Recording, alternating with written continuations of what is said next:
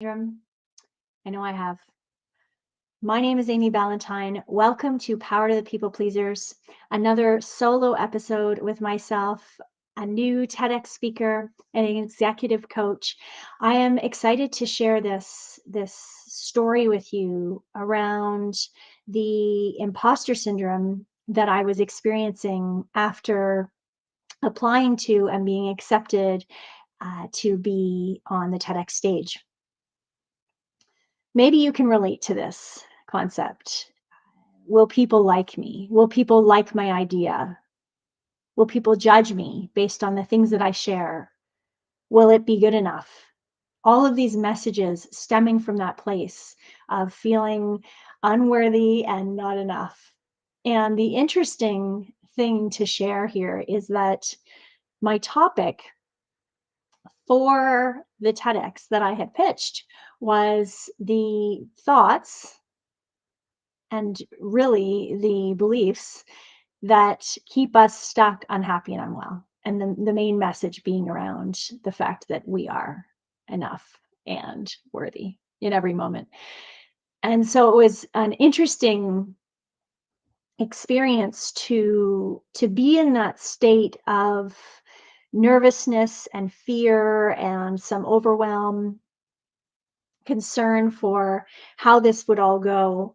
And I knew that the reason I wanted to be a TEDx speaker, and maybe you do as well, maybe you have aspirations to push yourself outside of your comfort zone in this way, or maybe it's in your comfort zone. I don't know. But since I was a young girl in elementary school, I've loved to speak. Loved it. I did speeches in elementary school on saving the animals and saving the planet and all sorts of things, and had lots of success standing up in front of other people. I really enjoyed it. Fuels me. And and so I knew that part of my own growth was to go after being on a TEDx and to share something that is at the core of my belief is that we are all worthy. And so often, even in my coaching, I see that this is uh, a feeling that many people share of not, and in my opinion, not remembering their awesomeness, that not remembering that they are worthy, that this is a part of who they've always been, as being worthy and enough, but we've forgotten it as we've grown up. And I will post the link to the TEDx once it's available online. But I was struggling, and I wanted to share in this podcast a recap of not only that even people who absolutely love to speak and have quite a bit of an experience still get nervous. And many people reminded me that, the nervousness is simply us showing that we care about this. We care about the impact that we're making and the performance that we deliver in order to do the best possible message of connecting to those people who are meant to hear those words. And I often say, I had made a post on my Instagram and Facebook about how this was something that I had been kind of stalling on, waiting for the right moment. And I had seen my friend Corey Poirier announce that he was getting on his fourth TEDx. And I was like, Amy, what are you waiting for? So uh, part of overcoming the imposter syndrome is taking the action, is jumping into the ring, even when you may be questioning yourself.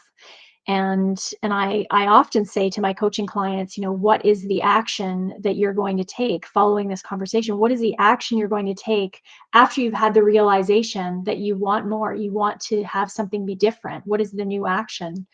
And so this was my needle mover to push myself, to continue to grow myself, to prove to myself that I could do it and I could write a good speech and deliver it in a powerful way. And so there are a couple of strategies that I believe helped me overcome the imposter syndrome I was feeling in that moment about this thing, that I will absolutely use going forward into the future as new opportunities and options arise for me. And I wanted to share those with you today. So number one is taking the action. That's the first step in overcoming it, and continuing to take the action even when you're feeling those feelings. So for me, the feeling of imposter syndrome was in my stomach, feeling uncertain, the butterfly heaviness, even in some cases, my racing heart rate, and even if I'm being really open, I waited for quite a long time to announce to even people close to me that I was doing the TEDx, because I was in such a state of feeling the imposter syndrome and questioning again if I was enough and worthy. And there was a moment, I put a lot of time and effort into this experience because I did want to feel like I had done everything I could before I stepped on that stage. And so I took a number of weeks to write it, and then I blocked off a lot of time and spent quite a significant amount of time practicing. And it's funny because I feel like I was delivering the message for myself that my own self needed to hear. And I think that's an interesting thing if you want to be a TEDx speaker, what is the message that you feel called to deliver?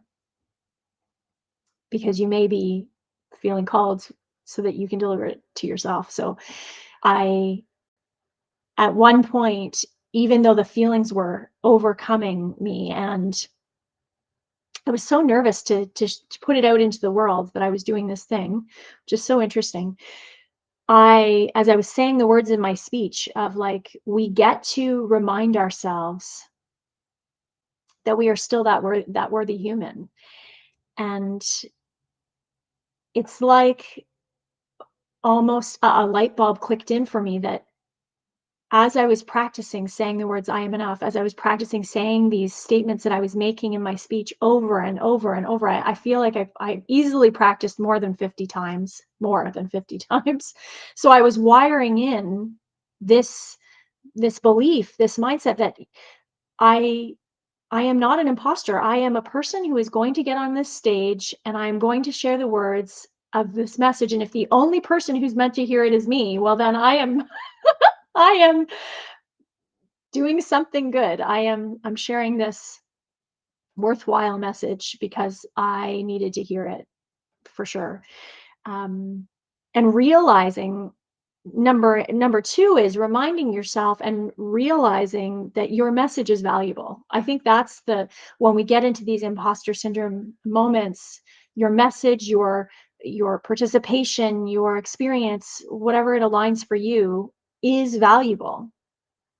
Really breathing in those words and feeling those words, that even on the day of, a few of us speakers were in the back and we were practicing, and I was having a couple of moments of nervousness, bigger moments of nervousness. And then I got through it and got over it, went and got myself changed and prepared. And I said to one of the speakers as I was passing by, like, we're here to serve. We're here to impart our wisdom and inspiration, and if only one person connects with it, then it was purposeful, then it was worthwhile. And I already felt like, because the message, I was the one that was meant to receive the message, that it was already purposeful. And the other tip here is stepping into that place of, I am being my authentic self and I don't have to prove anything. This is probably one of the most important messages that I feel came to me at this time, at the right time, as I was preparing myself for the TEDx experience, that I do not have to prove anything. You do not have to prove anything.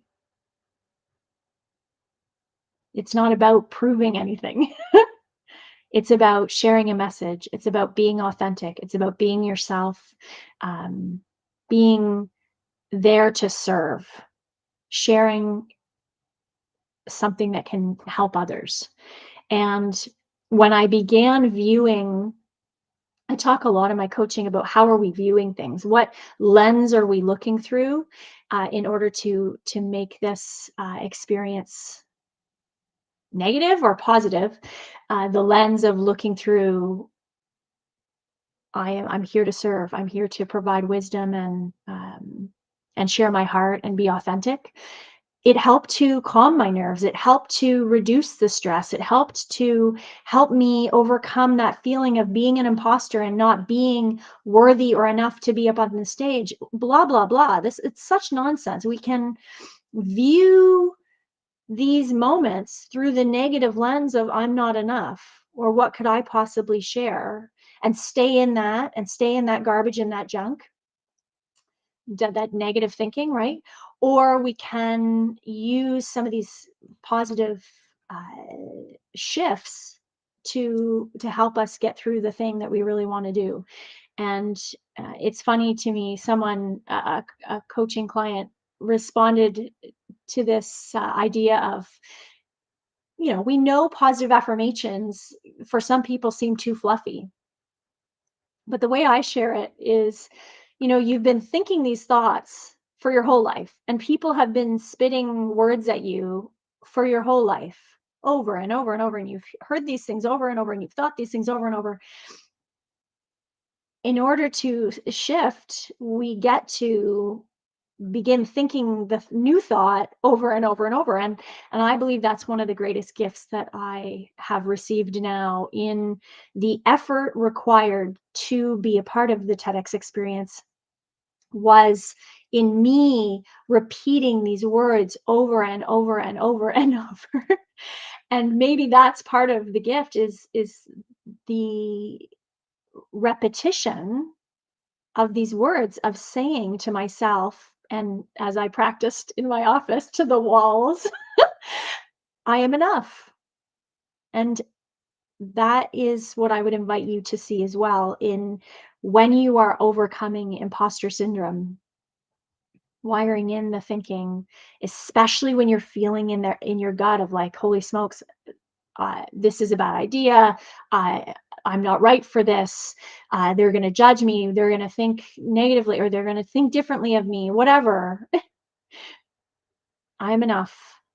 I'm taking action. I'm being my authentic self, and I'm here to serve. And that's the point. So as I wrap this up, a little bit shorter of a podcast up for you today, I want to remind you that you are enough and you are worthy. And if you are struggling with imposter syndrome, maybe take that challenge of writing out on your whiteboard, of writing out on your mirror, I am enough. I think I shared this once before. I've written that on my own bathroom mirror in erasable marker before, and I get the like looks from my kids or my husband of like, why are we why are we writing this? It's because I wanted to be reminded over and over that this is the thought that I want to think about myself. You get to choose the thoughts that you think about yourself, and maybe take that challenge when it comes to that feeling of imposter syndrome coming up for you. And I wanted to share, as I close, I have a new workbook available on my website, the new Mindset Workbook. And it talks about some of these different thinking traps that keep us stuck, keep us unhappy and unwell. That's what my whole TEDx was about. And I'd love for you to click the link below the podcast here and go and grab a copy of that workbook to help yourself. And it may not be about imposter syndrome for you. It may be about something else that you are feeling stuck on. But please click the link below this message and grab yourself the new Mindset Workbook. My friends, I want to thank you so much for tuning into Power to the People Pleasers yet again. Check out my website, amyballantyne.com, and stay tuned for the next episode of Power to the People Pleasers coming soon. Have a great day.